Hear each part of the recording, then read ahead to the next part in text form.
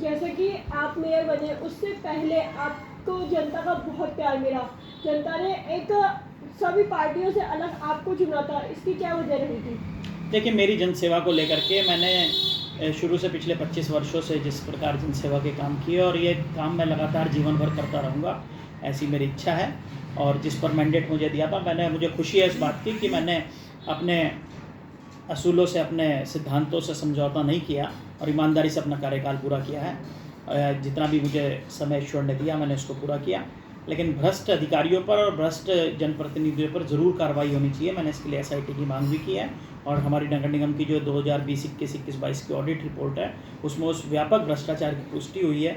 जांच जारी है। मुझे पूर्ण उम्मीद है कि धामी जी की सरकार ऐसे भ्रष्ट अधिकारियों पर और रुड़की जनप्रतिनिधि प्रदीप बत्रा पर कठोरतम कार्रवाई करेगी। ऐसा भ्रष्ट व्यक्ति अगर मंत्री बनता है तो निश्चित रूप से यहाँ शहर की फिजा और प्रदेश के अंदर लूट का माहौल बनाएगा।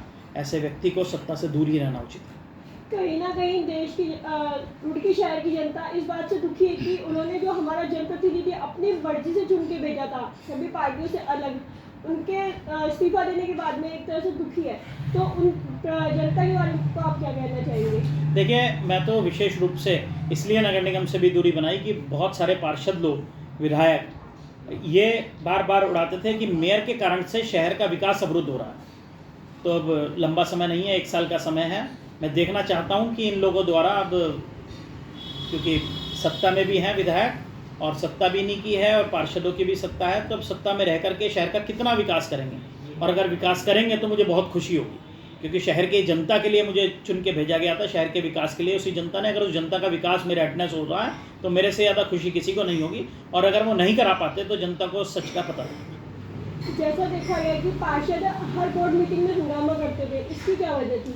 उन्हें सिर्फ लड़ने का काम है। गंदी सोच के पार्षद हैं, विवेक चौधरी जैसे, धीरज पाल जैसे, कुलदीप तोमर, संजीव तोमर जैसे, और सबसे बड़े षड्यंत्रकारी के रूप में मैं कहूँगा JP शर्मा जैसे गंदे पार्षद इस बार बोर्ड में चुन करके आए हैं, जिन्होंने रुड़की की राजनीति को बहुत दूषित किया है।